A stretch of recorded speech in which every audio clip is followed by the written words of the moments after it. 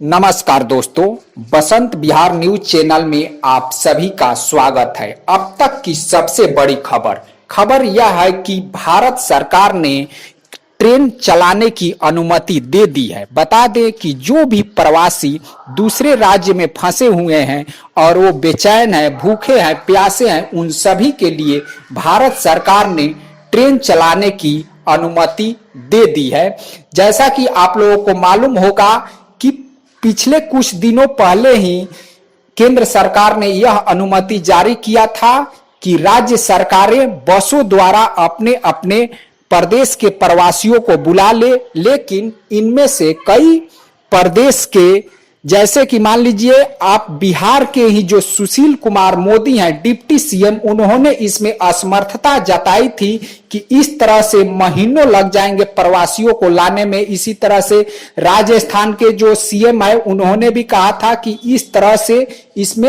इस प्रक्रिया में बसों से लाने की प्रक्रिया में महीनों लग जाएंगे। अब इसको देखते हुए केंद्र सरकार ने यह आदेश जारी किया है कि अब देश भर में ट्रेनें चलाई जाएगी और जहां कहीं भी लेबर, मजदूर या तीर्थयात्री या छात्र फंसे होंगे वो सभी अपने अपने घरों को जा सकेंगे। अब जहां पे भी जिस स्टेशन पे प्रवासी उतरेंगे वहां से उस राज्य सरकार अपने गाड़ी द्वारा उनके प्रखंड तक पहुंचाएगी और प्रखंड में जाने के बाद उनको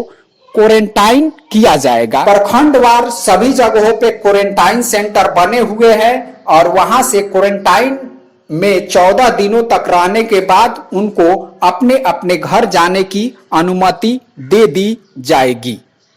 हम आप सभी को ये भी बताते चले कि जो दूसरे प्रदेशों में फंसे हुए हैं उन सभी को लेकर सरकार बहुत ही पिछले कई दिनों से चिंतित थी। इसमें जब हमारे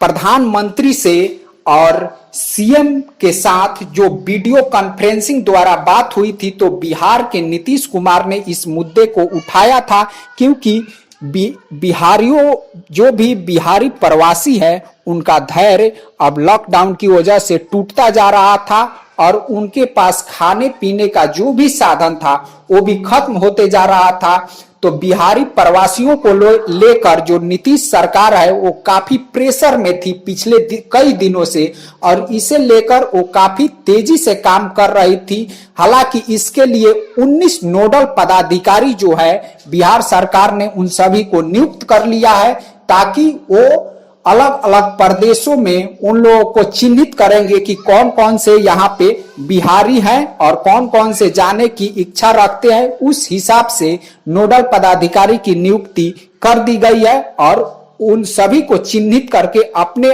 उनके अपने अपने प्रदेशों में भेजा जाएगा और जितने भी बिहारी प्रवासी हैं वो अपने घर को अब आसानी से आ सकेंगे। तो अब तक की सबसे बड़ी खबर है कि भारत सरकार ने पूरी तरीके से ट्रेन चलाने की अनुमति दे दी है। ये सभी प्रवासियों के लिए जो खास तौर से बिहारी प्रवासी है जिनकी संख्या 35 से 40 लाख के आसपास है, वो सभी जो भी चाहेंगे अपने अपने घर को आ सकेंगे।